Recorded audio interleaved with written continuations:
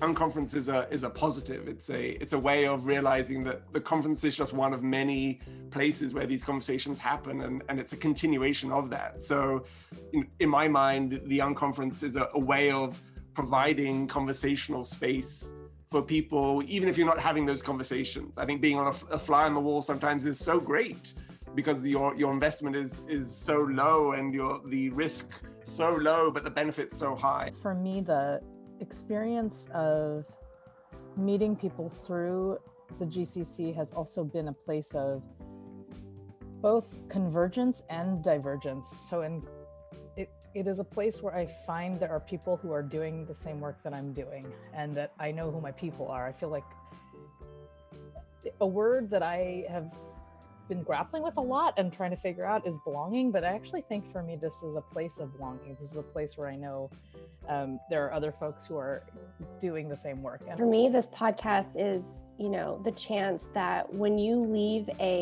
one of those big conferences and the 4 different sub rooms all exit and they converge in that hallway or in that lobby area. I loved just standing there and watching people start to come together and talk. And I just wondered what people talked about or how they digested the content or catching up.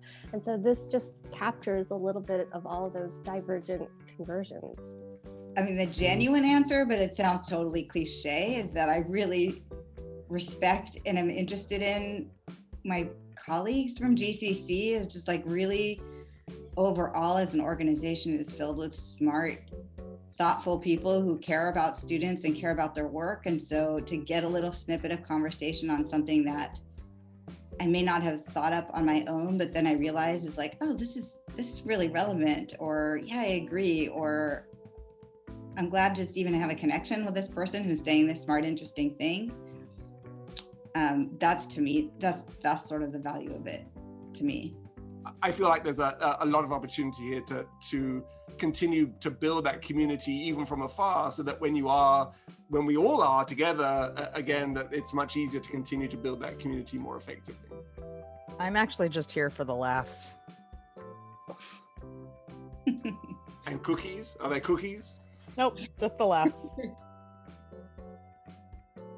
How is a graduate student or postdoc like a chicken?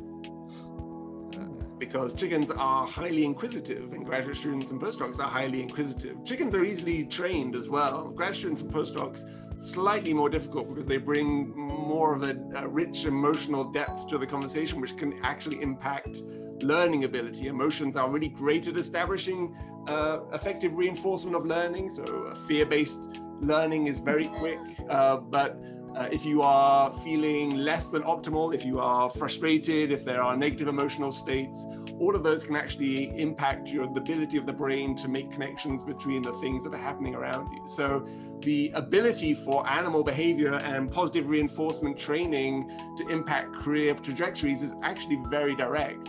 I'm just not allowed to train PhD students and postdocs with a clicker, I was told.